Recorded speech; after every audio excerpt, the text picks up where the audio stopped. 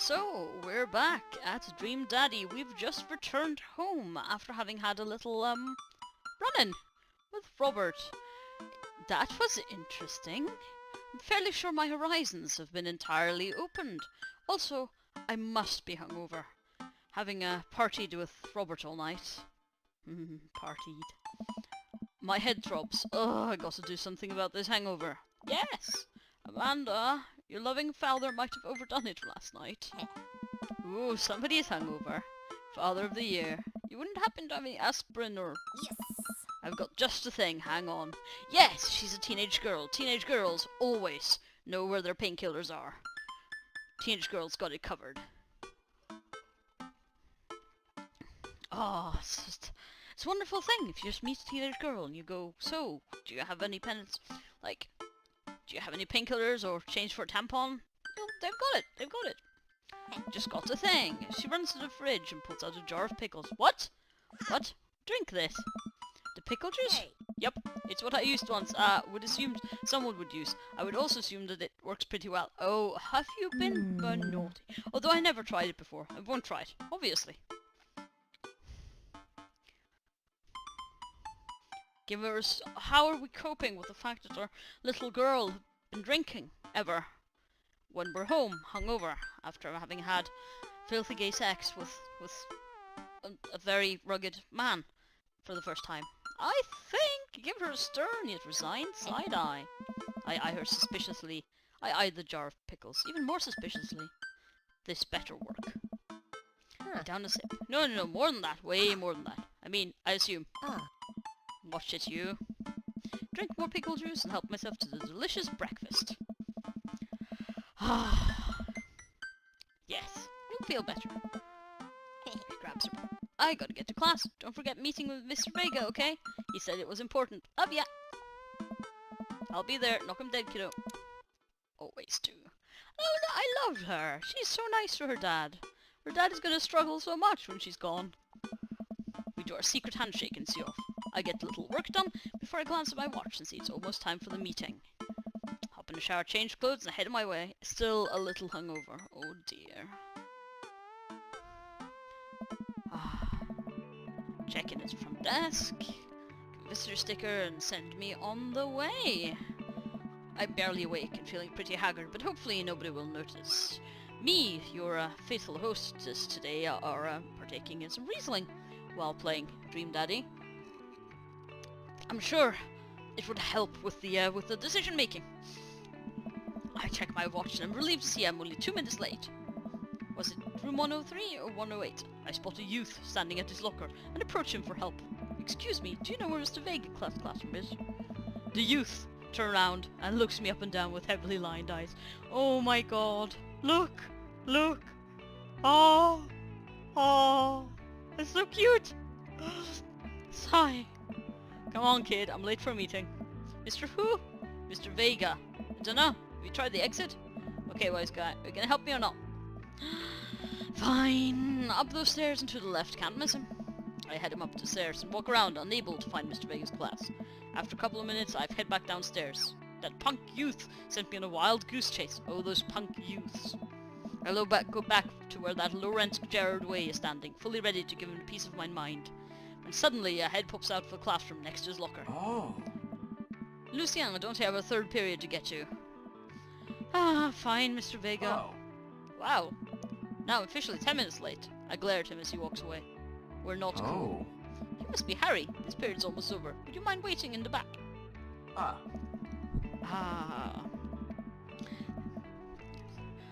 Oh look. Is that a man bun? Is that a man bun? Yes, it is. It's cheekbones and man bun. And glasses. Oh dear. Oh. Alright, where were you? Now can you tell me about the unreliability of this narrator in J.D. Salinger's Catcher in the Rye? Yes, Colin? Colin stands up and does the thing where he blows into the crook of his elbow to make a fart nose. The whole class erupts in laughter. Oh, I've been to that class. Alright, everybody. Very funny. Collins, please sit down. Now, Holden Caulfield is an unreliable narrator in the sense that the bell for the end of the period rings, all of the students immediately get up and make a break from the door, away from J.D. Salinger's kind of tedious book. It is. Like, seriously, it kinda is. Sweet manchego. Remember to do the reading and answer the response questions on page 194 in your textbook. Nobody is listening. Or not, I guess. Mr. Vega turns to me and sighs. Middle schoolers, right? Don't you teach high schoolers? Both. You know, budget cuts. Right. Thanks so much for coming in. No problem, Mr. Vega. Please call me Hugo. I don't normally do these impromptu parent-teaching meetings, but as I'm sure you know, Amanda's a very bright student, and I'm concerned about her recent behaviour. Has Amanda been misbehaving? What's going on? Amanda's never been the most engaged student, but I know she cares. Recently, though, she's been falling behind. She's not completing assignments and been doing rather poorly on tests. I'll normally chalk this up to senioritis, but this is strange. I thought Amanda always shared everything with me. It hadn't even crossed my mind that something might be wrong. I just want to ask, is everything okay at home? We just moved. It's only to the other side of town. Amanda was more excited about it than I was. See if you can talk to her about it. I know she values you a great deal and would appreciate your guidance. If she keeps heading down this road. I know how important art school is to her, and I would hate to see her miss out on scholarship money that she clearly deserves. Ooh, well, I have to get my little girl scholarship money. Some good fine money. She doesn't seem like a kid that would misbehave, does she? I'll make sure to talk to Amanda. Thanks for letting me know, Hugo. Anytime. On my way out, I stop, thinking for a moment. I turn to Hugo. Hey, Hugo. Yes? Did they ever catch that rye? Oh, Lord. Yes. I got little heart points. I leave the classroom and make my way out of school. I'm still a little in shock that Amanda was able to hide this so well from me. She's always been such a force for positivity in my life, especially after we lost her mother. If there's a hint, little man, that she might, not be okay with everything. Amanda must be done with classes for today by now. I'm sure she would appreciate a ride home, and maybe I can talk to her about what's going on. I pull up to the carpool and Amanda hops in the passenger seat. So, did you have fun gossiping about me? Mr. Vega and I actually just gossiped about our celebrity crushes. We talked about Maria Batali the whole time. It was a very productive meeting. I'm pretty hungry. Can we grab some dinner? Sure thing. Let's go to the mall food court. Yeah, sure. Why the mall? Geesh, can't a dad take his daughter to the mall? Will you buy me things? I'll buy you a thing, singular. Sounds like a deal to me. We drive in silence for a short while. Amanda plays a game on her phone. I should say something. Sometimes when a kid gets older, they find that they have to keep things hidden from their parents, and that's okay, because sometimes that's what kids do. Oh, you're really trying, Harry. This is so the wrong end. And that's okay, but also sometimes it's good to have the parents' perspective, because, maybe the parents has also dealt with similar situations. Oh. And maybe they're a little cooler than you give them credit for. Anyway, what I'm trying to say is, it's good to share. Love you. Have you been reading my tweets? Oh. What? Never mind. Look, sweetie, Mr. Vega said you haven't been participating in class, and that you're not turning things in. Oh, I'm fine, Pa. Senioritis and all that. I thought you liked Mr. Vega's class. It's fine. He's fine. We pull up to a stoplight, and I eye Amanda. She's still texting. I want you to know that you can talk to me about anything. Oh. I can tell that whatever it is, she doesn't want me knowing about it. That's frustrating. I heard MAR is going to that fancy art school in California. That's exciting. Yep. Are you bummed that you guys aren't going to the same school? Yep. Amanda keeps texting. She stifles a laugh. What's so funny? I don't think you'd get it. Okay. I'm enjoying this role-playing middle-aged man, trying to get in touch with daughter thing. This is good RP. This is very good RP. I mean, I'm also enjoying the RP of the sexual awakening of a yet undiscovered homosexual man. But, or bisexual, whatever, just it's nice to join him on this journey, isn't it? Yes. And help him with his daughter problems. Let's help him with his daughter problems. Who you texting? Noah. Oh, who's Noah? A friend? Does he go to your school? Yeah. Do you like Noah? What? No! Dad! Ugh. I can't believe you would... Aw. Dad. I mean, jeez. Oh. See, that sort of guy. Why would you... Ugh. Gross. Sorry, just asking. Dad, he's just my friend. Yeah, you're allowed to have friends. It's fine. Guys and girls can be friends. He's my friend. Okay. This is going well. Well, good talk. Love you, kiddo. She leans forward and turns off the radio. I guess that conversation is over. To the mall, then. I'm playing this game with only one hand. Stroking the cat with the other. Guess I quite like this genre of games that you can only play with one hand. Hardly ever just use one hand in front of my computer. Well, sometimes. She leans forward and turns up the radio. I guess that conversation is over. To the mall, then. We arrive at the mall, a big indoor shopping centre with a couple of different floors. It's kinda deaf, but that doesn't stop a mall security guard from yelling at a group of loitering teens. Let's eat something disgusting for dinner. Hell yeah! Language, Mizzy? Heck yeah? Better. We approach the food court and evaluate our options. There's greasy restaurant after greasy restaurant. My heart burns just looking at the menus. Nothing looks too happy to be here. What are you in the mood for? Bread dipped in sugar, bread with cheese on, or you just want me to inject some fat directly into your bloodstream? I extend my hand to her. Would you do the honor of sharing some nachos? She takes my hand with a grin. It would make me the happiest, cheesiest girl alive. We order a giant pile of chips and a naturally orange cheese from a very unenthusiastic and possibly stoned teenager. We take a seat at a rickety table and dig in. These are bad. These are very bad. But also strangely delicious. We have to eat through the pain. We enjoyed the fluorescent cheesy goodness together until we're all out of nachos. So, something's been bothering me for a while. Can you explain memes to me? Which meme? All. All the memes. Dad. Amanda sighs deeply and places her head in her hands. Dad, it's complicated. See, memes are inside jokes shared by a bunch of people that get less funny the more people do it.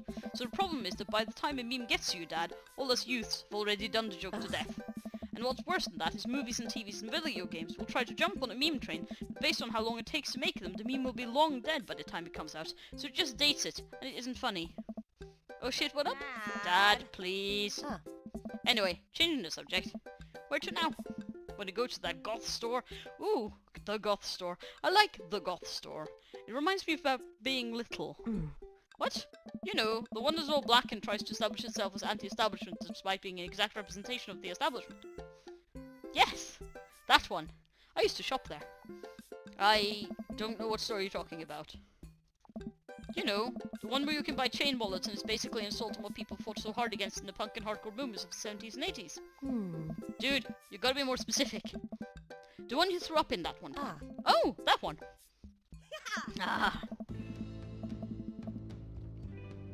Amanda runs into the store with me trailing behind. She makes a beeline for the back. Look at the skulls and flames. On band logos and skulls and upside down crosses. Oh. There it is. You can still see the outline kinda. I'm so proud. Speech. Amanda. Right. Speech. Alright, I'll do it if you stop chanting. Amanda stops immediately. I clear my throat.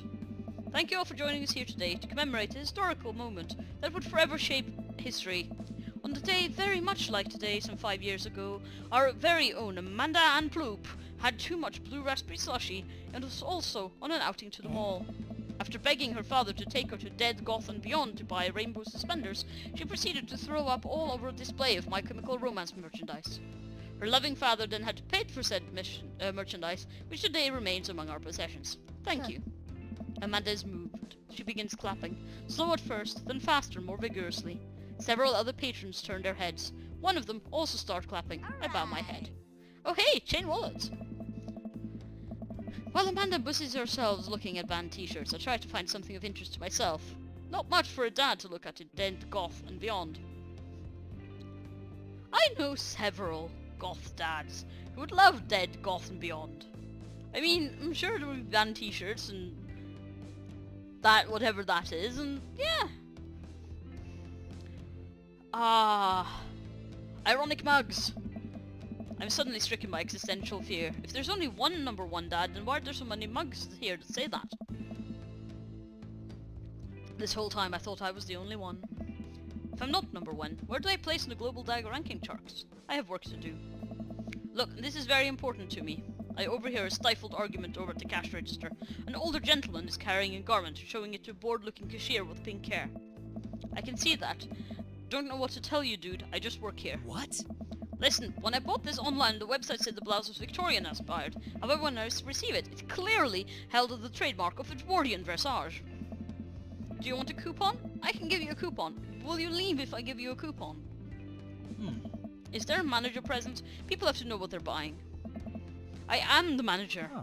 I see. But it would seem that I've outstayed my welcome. Good day, shopkeep. Your superiors will receive a strongly worded letter by post. Whatever, dude. The man whirls around and storms out, his literal coattails trailing behind him. I can't tell if they're Victorian-inspired or Edwardian in nature. Amanda trots up to me with a t-shirt in hand. Oh boy, here it comes. Hey, Dad, Tron 5000? Yes, I'll buy it for you. Wow, that was easy. Thanks! At least it's the only one this time. I love your hair. The cashier says nothing and rings Amanda up, radiating hatred. I hand her a 20. So what was that guy's deal? The cashier rolls her eyes so hard I'm worried she'll pull something. That's Damien. He's in here all the time. He's obsessed with Victorian fashion or whatever. She hands Amanda her bag and it's clear the conversation is over. We make our way out of the store and head home. Sit on the couch, try and find something to watch. Ice cream. This is good, dad. Ice cream? Get ice cream? Oh, cool. Long haul paranormal ice road ghost truck rakers on. Your favorite, right? That is wonderful. That sounds like the sort of thing a dad would like. It's a sort of, what's it called? Masculinity pornography for men working in offices. Oh, if I only did something manly. Something very manly. On Discovery Channel. But you don't. Your favorite, right? Oh, hell yes. They have to make it over the Canadian tundra before the ice road melts. But they're hunting ghosts. Yep. Also, the trucks are haunted. This is an episode I've already seen, but it's one of the best. Callum and Flint Dogbone, the twin brothers, truck driving and ghost hunting duo, found themselves in the greatest peril yet. Oh no, the ghost on control of the truck. I can't steer him on them there damn ice roads. Let me use this EVP meter to try and communicate with the spirits. Flint, we're about to die.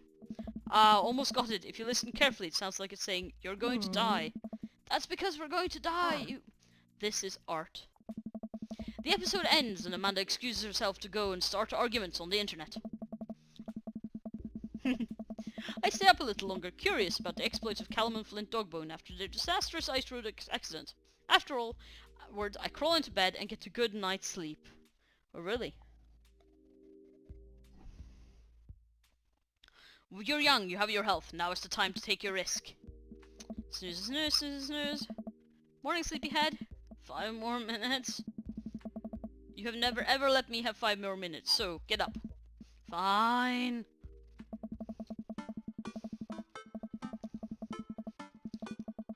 We're able to put together a few shelves and one desk, but I'm pretty sure it was supposed to be a bookcase. So, you excited for the cookout today? If there's food, I'm exciting. Yeah, those are bad. Which means there are more for me. Don't you want to meet some of the people in the neighborhood?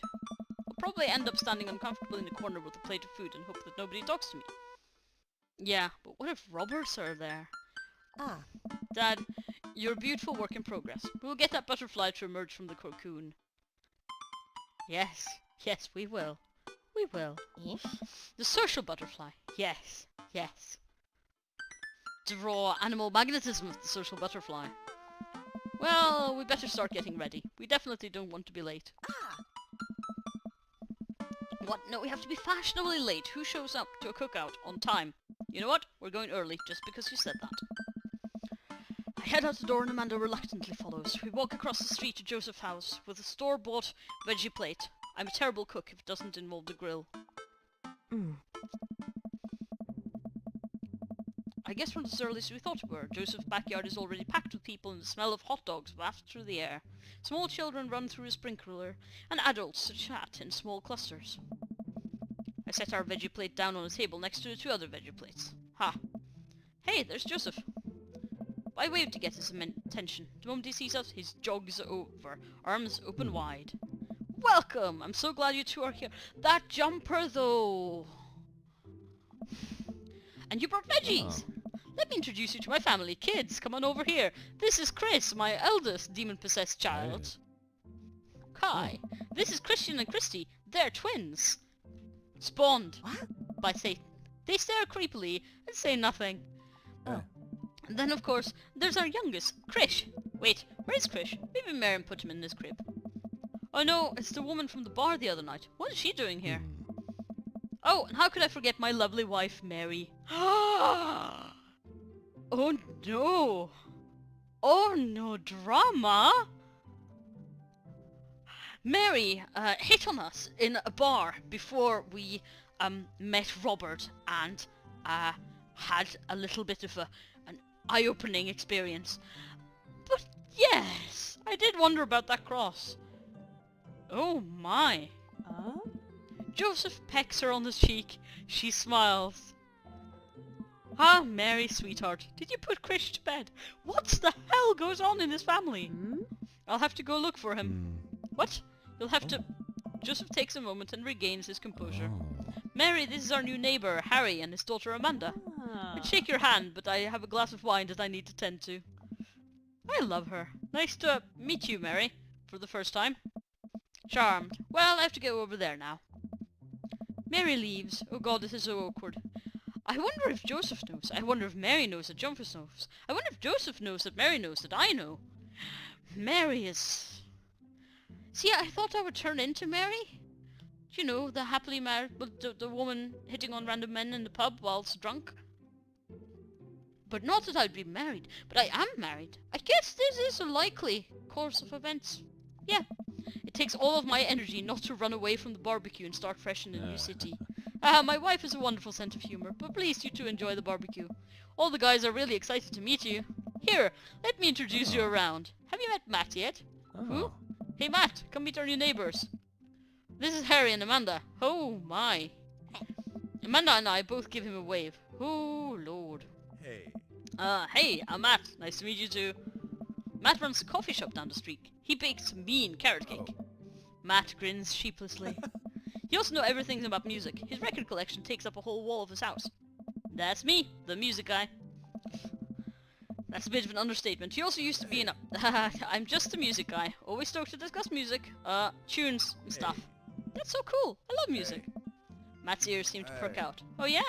What kind of stuff do you listen to? Dad rock, top tier stuff, or almost exclusively songs about being sad. Dad rock. You know, with the guitars and the drums and the lyrics about growing older and seeing the world changing before your eyes and you don't know how to deal with it? Hey, Buddy, I relate to that. I know you do. Hey. Cool, alright. Matt stands there for a second. So, Hey. right. Cool. Oh. Well, I'll, be making the rounds. Feel free to stop by later. Is he as afraid of people as you are? He might be. Wow, I think I've actually met everybody else. Great! I bet you're excited to get to know everyone better. Hope you both enjoy yourselves!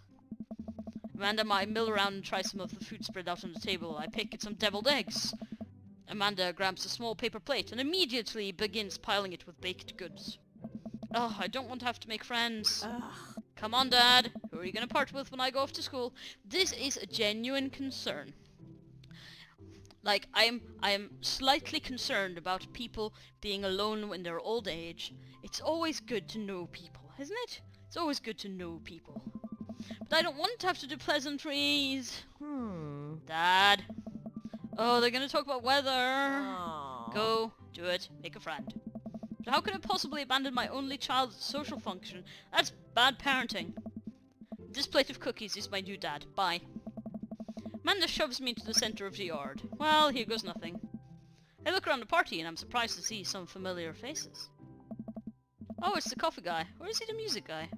Oh, dang, Robert's here? Did that guy throw a frisbee at my head? Yes, he did.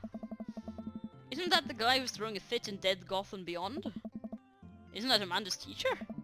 Hey, I know Craig. But wait a second. All of these people live in our cul-de-sac? That can't be right. Who says cul-de-sac?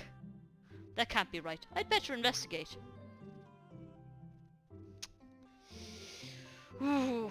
See, I've slept with Robert. Should I talk to him and get the awkwardness over with, or avoid him forever until the awkwardness grows and grows into a ball inside me that means I have to avoid him for the rest of my life, which would be inconvenient, living in nearly the same place. I could get the awkwardness over with. Am I planning to sleep with him again? Maybe I am. Maybe I'm not. I don't think I am. Okay, I think I'll just better get it over with.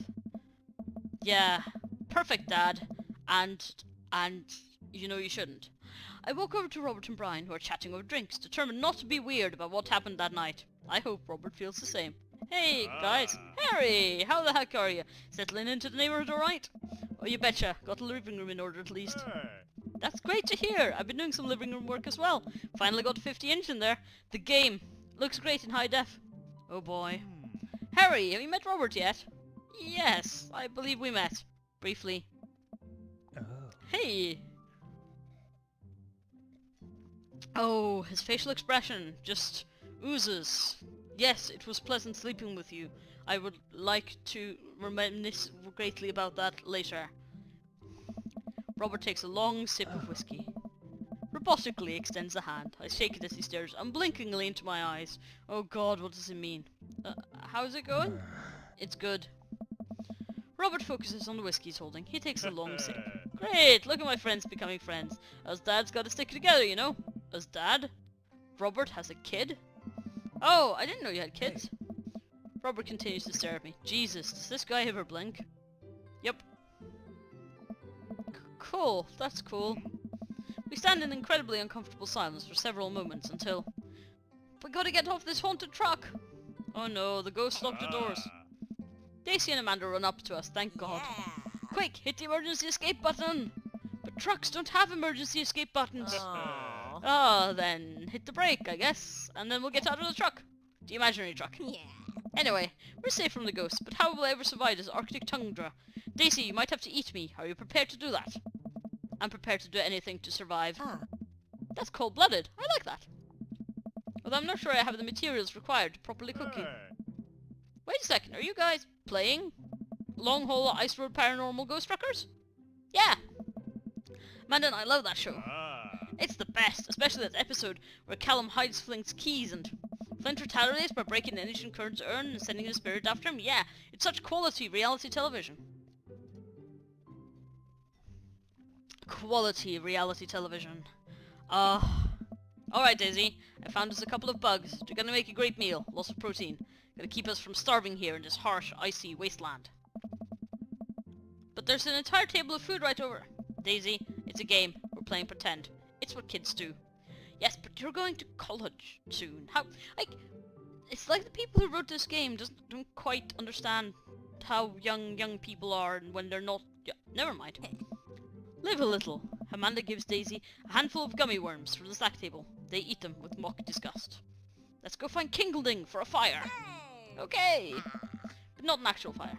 Because we're playing pretend. Now you're getting it. Daisy and Amanda run off. What a cute couple of kids. I turn my attention back to the conversation, but wait, where did Robert go? I skim the party and finally find him in the corner talking to Mary. Does he not want to talk? Oh, this is so awkward. This is so awkward. Maybe I shouldn't, like, have one night standed the drunk bar guy. Man, I've never seen her get along with anyone so quickly. I snap out of my Robert-induced haste. I guess Amanda just has a sort of a way with kids. That's kind of amazing. Daisy doesn't really get along with kids her age. It's nice that she's not trying to one-up me this time. Maybe we can have a regular friendship after all. Do love the ginger chest hair though. Like, I could do the ginger chest hair. Really? She just kind of keeps to herself. Her teacher says she spends every recess in the library. I think other kids are intimidated by her intelligence. Oh, little friend. There it is. I wouldn't worry about it too much. Amanda was shy at Daisy's age too. She used to have a habit of crawling under tables and crying every time we took her to a restaurant.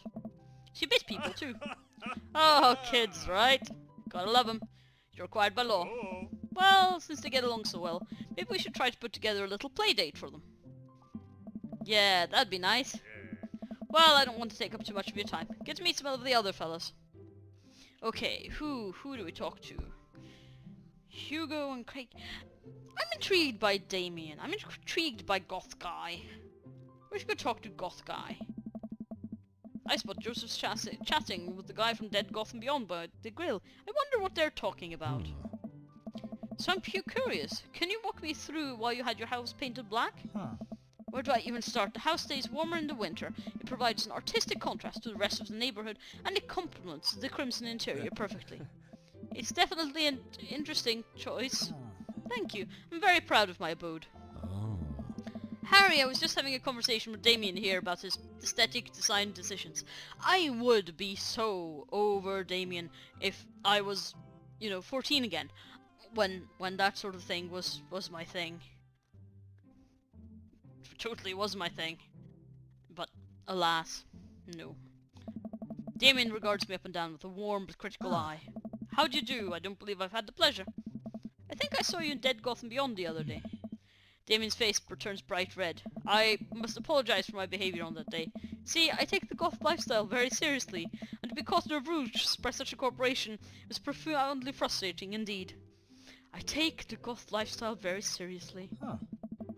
I hope you know that my anger has been justified. It was no such way for a gentleman to act. No, it really wasn't. And your anger wasn't satisfied. Like, if you want replica period clothes, there's websites for that. It's okay, man. Do you know how the internet works? You go and get people to make it for you. In China. It's okay, man.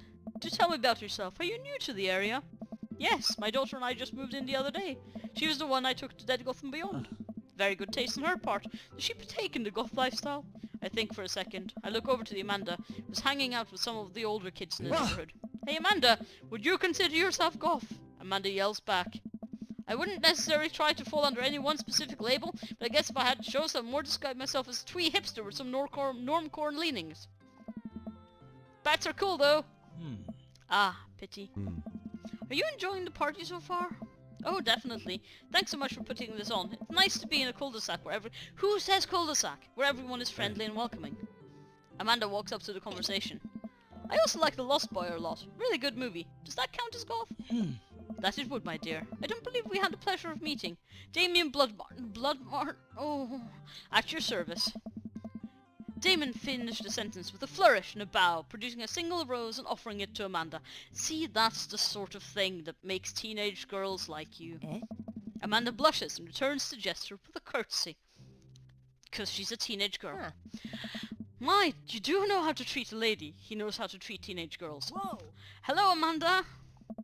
Seemingly out of nowhere, Joseph's twin kids appear. Are they speaking in unison?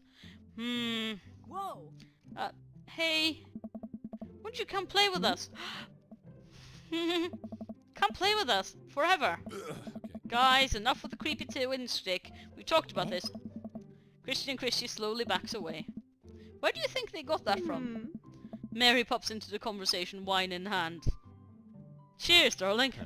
I, don't know. Mary takes a long sip of the wine. I think I might have taped over a VeggieTale's VHS with The Shining. Who knows? She takes another sip of her wine. Where's Krish? Wasn't he with you? You had him a minimum to go? He's probably stuffing dirt in his mouth. He'll be okay. Toddlers are pretty resilient. Mary tips her glass to me. Ain't my first time to rodeo. It's my fourth. I've squeezed 4 little... Sweetheart, would you do me a favour and please find Krish? That would be great. Oh my... I'm sure he's fine. Mary, okay, jeez. Wow. Brilliant parenting there. Dad, can we go now?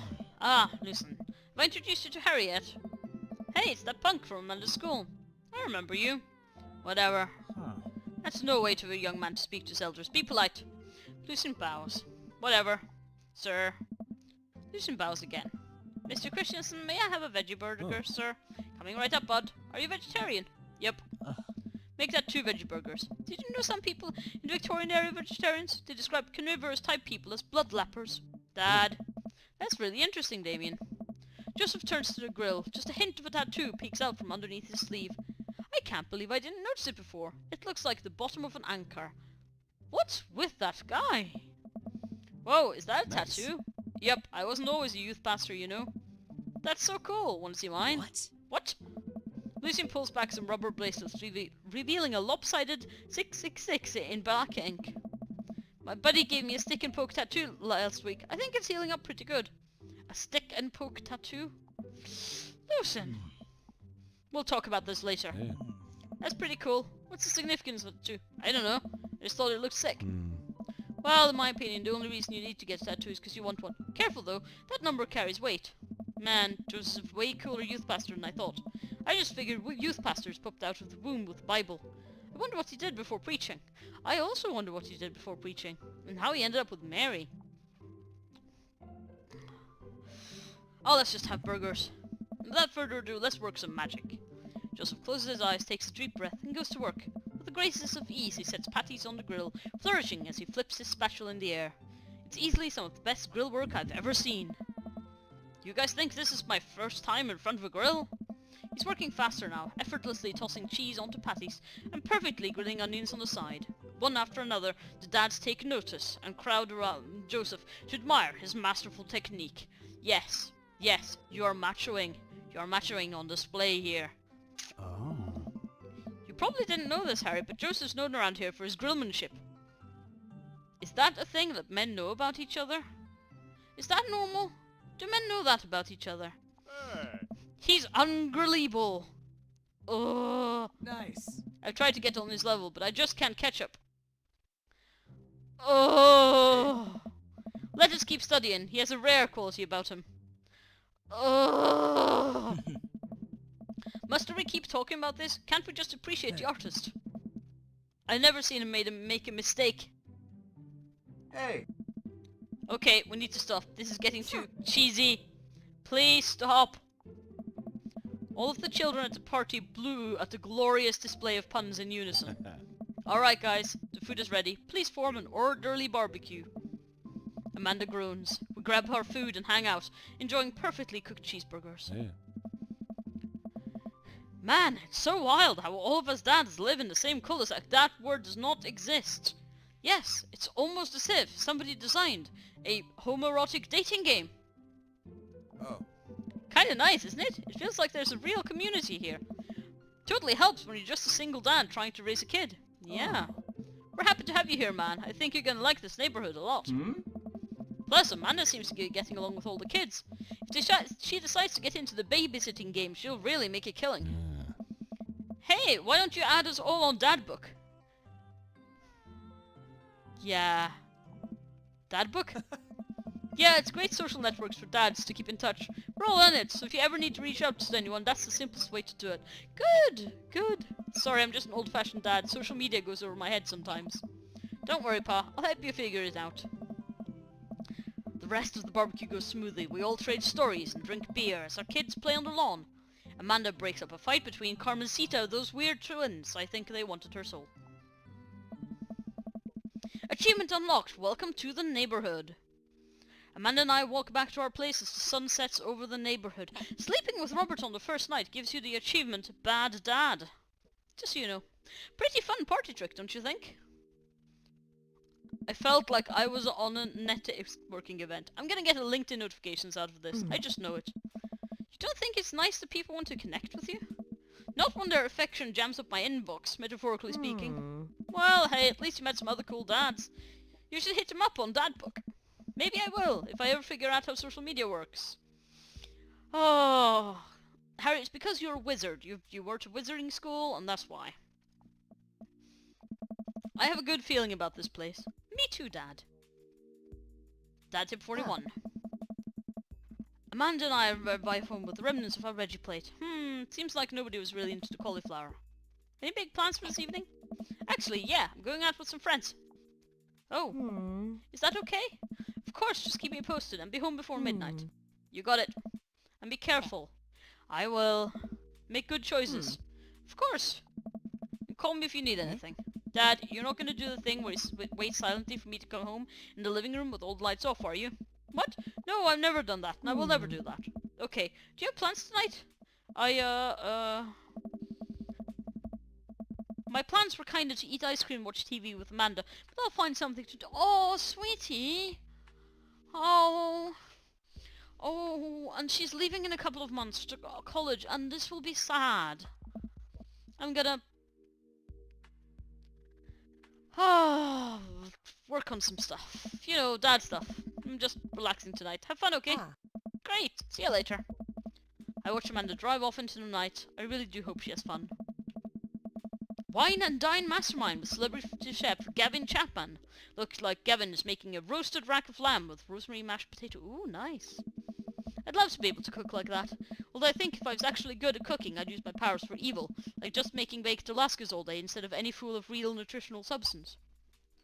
The moment I found out that I could have panna cotta in an hour, at any time, was a good time for me. Man, Gavin Chapman just caught that thing on fire, but he meant to do it. What a professional.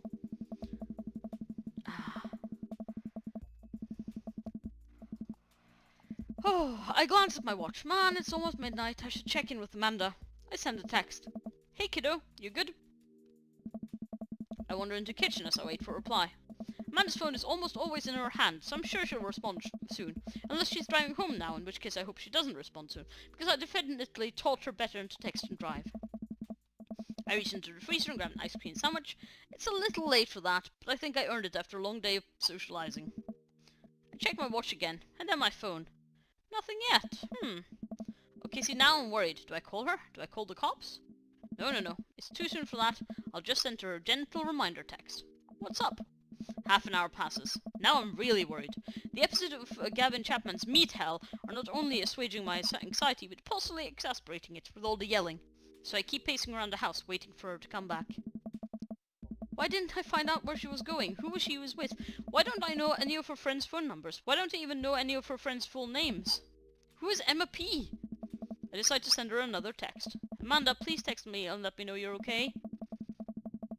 I can't help but think of all the awful things that could have happened to her. Oh, thank God it's her. Amanda opens the door and shuffles in. Finally, she's back home. I'm glad she's okay. What's up? Sweetie, thank God you're safe. Yep. But now that I know she's okay, I'm really mad. Why didn't you answer my text? Amanda pulls her phone up. Oh, whoops, I guess I didn't see those. She starts to walk to her room. Amanda Ann. Whoa, we're pulling out the middle name now. Amanda, you came home an hour and a half after your curfew, and you didn't respond to any of my texts. You really freaked me out. I was about to call the cops. Dad, you're seriously overacting. You're not going to be like this when I go off to school, are you? Okay. An hour and a half over midnight, and not responding to the text. I was scared. I was guilt-tripping her. It was just like when your mom... I have to stop myself from tearing up. Oh, Dad, I didn't mean to. I sit down on the couch and put my head in my hands. I feel very tired all of a sudden. You really scared me. Just please don't do that again. Alright. I'm gonna go to bed now. Amanda closes the door to her room and I head to mine. Jeez, as I'm falling asleep, one thing she said keeps echoing in my mind. You're not going to be like this when I go off to school, are you? Oh sweetie. Oh, sweetie. Right, and that will be the end of this episode. Let's see what we've discovered. We've met everyone in our cul-de-sac. That isn't really a word. We have discovered that there's something wrong with the youth pastor's family. Mary is odd and the children are the devil. And we've discovered that Robert is being ungentlemanly about having had sex with me. Seriously. It's not very gentlemanly at all. Right, and let's see if we can go do this again later. Thank you very much, and bye-bye.